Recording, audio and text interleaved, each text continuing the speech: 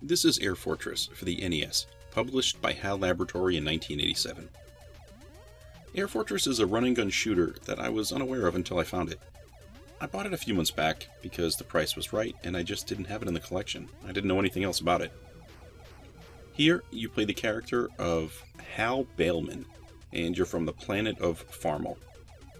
I don't find this backstory particularly interesting. I think it's kind of weird, and if this was set on Earth, things would have been just fine. But it's what we got, so run with it. Apparently there is a herd of large air fortresses, which are these Death Star-like things, that are headed towards your planet, and you're there to stop them. I was a bit surprised when I started playing this to realize that it was arranged kind of like Blaster Master. Sort of two different game modes as you play in the same game. And Blaster Master is one of my favorite games for the system, so awesome. There are 8 fortresses to play, and each fortress is broken into 2 different stages. Each stage playing like a different game style. The first stage of a fortress, you're flying a ship through space. This is the shooter part of the game, and the goal here is to dodge enemies, incoming fire, and terrain. Anytime I play a shooter on the NES, I always find myself comparing it to Lifeforce, which is my favorite shooter for the system.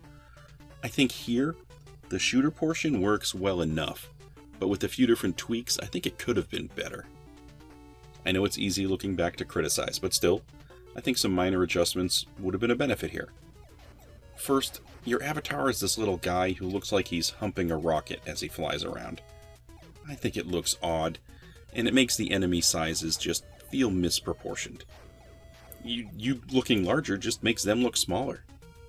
Also, there are some spots where you can see your rocket before you get on it, and it looks far better as a spaceship than just some sort of rocket sled that you're riding. Add a little color to it maybe, and the thing would look great. You also only have one offensive weapon on this stage.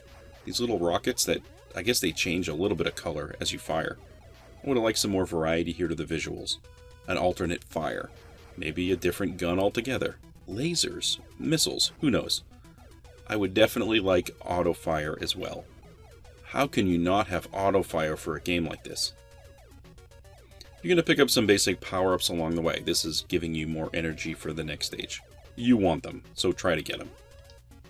The second stage of a fortress is a more action-adventure type of side-scroller. You get off your rocket, and now you're just running around shooting at things. You have a power meter for your jump pack that determines how long you can fly, and you have to learn how to conserve and use this energy appropriately. This part of the game also has robots and turrets that are running around trying to kill you, and it's up to you to dodge their offense and shoot back. You have standard fire, and as you go through these various screens, you have the opportunity to pick up ammunition for your second weapon, your bomb attack, which is something that you need to kill the boss at the end of the level. It's a maze to find the core of the fortress, and you need to make sure you have enough bombs there to defeat it. If you don't, you have to run back and find more. But the level also isn't over when you destroy the core either. Then you have to go find the exit and get to your ship. At this point, you're suddenly on a timer, so you better get moving. I think this escape part of the game is actually pretty clever. I wasn't expecting it, and I find this is where the game really gets tense, because you need to remember the path you took to escape, and it isn't always easy to find that. Once you make your way out, of course, you're on to the next fortress. There is a password system here, which is great, and you get a new code after you beat a stage. It's very useful, because starting over from the beginning of the game would have been infuriating. I think one of the things this game is really good at is cranking up the difficulty. You can get through the first few stages with just a little bit of practice. But after that, things are not quite so simple. The flying stages are more cluttered, and the adventure stages, these mazes get more confusing, for sure. And escaping to your ship, after the first 2 fortresses, which aren't that bad, it starts getting pretty nasty, and getting caught in a fortress and having it explode on you is a real possibility. Also, I think the fortresses themselves, like from the outside view, they look great. So, varied gameplay, some mazes to search and escape, and I think the music is decent enough.